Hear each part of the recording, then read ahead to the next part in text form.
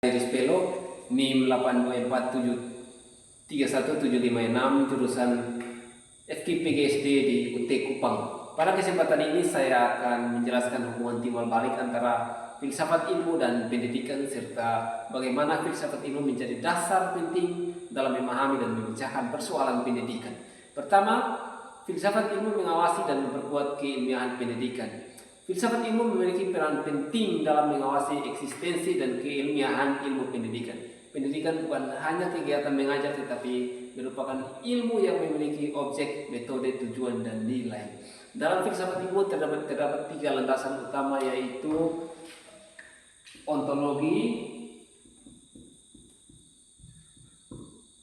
epistemologi,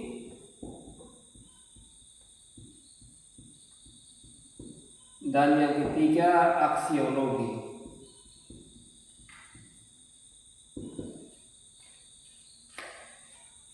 Melalui ontologi, filsafat ilmu mempertanyakan hakikat pendidikan, misalnya, apa sebenarnya tujuan pendidikan?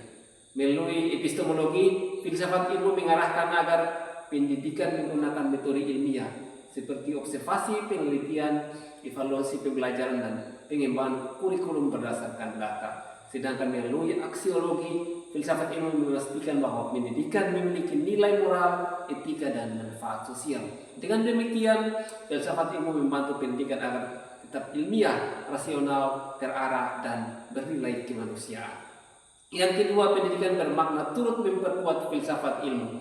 Hubungan filsafat ilmu dan pendidikan bersifat timbal balik, artinya pendidikan juga memperkuat perkembangan filsafat ilmu. Pendidikan yang baik akan melahirkan manusia yang kritis, reflektif, kreatif, dan mampu berpikir ilmiah. Dari proses pendidikan inilah muncul pemikiran baru, penelitian baru, dan pengembangan teori baru dalam filsafat ilmu. Jadi pendidikan bukan hanya pengguna filsafat ilmu, tetapi juga sebagai sarana berkembangnya filsafat ilmu itu sendiri. Filsafat ilmu sebagai pisau analisis pendidikan yang mampu membedah berbagai persoalan pendidikan secara mendalam melalui pendekatan. Yang pertama, pendekatan ontologi, membantu memahami hakikat masalah pendidikan. Contohnya, mengapa siswa SD sulit fokus belajar? Kita melihat bahwa anak SD memiliki karakteristik aktif, suka bermain dan belajar melalui pengalaman konkret. Kedua, pendekatan epistemologi menganalisis berbagai proses belajar yang benar. Contohnya, apakah metode ceramah efektif untuk siswa SD?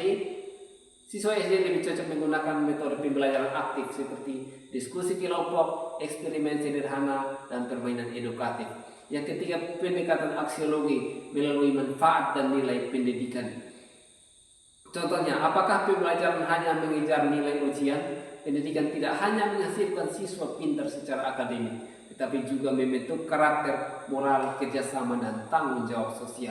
4 contoh konkret penerapan filsafat ilmu di SD dilihat pada kurikulum dan proses pembelajaran. Misalnya dalam pembelajaran IPA tentang tumbuhan, guru tidak hanya diminta siswa menghafal sebagian tumbuhan, tetapi mengajak siswa mengamati tanaman di lingkungan sekolah. Secara epistemologi, siswa memperoleh pengetahuan melalui pengalaman langsung dan observasi.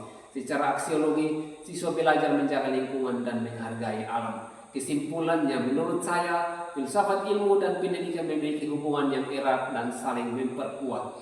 Melalui pendekatan ontologi, epistemologi, dan aksiologi, filsafat ilmu mampu menjadi alat analisis untuk memecahkan berbagai persoalan pendidikan secara kritis, sistematis, dan bermakna.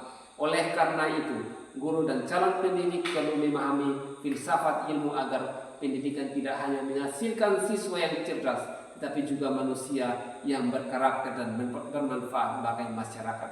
Terima kasih.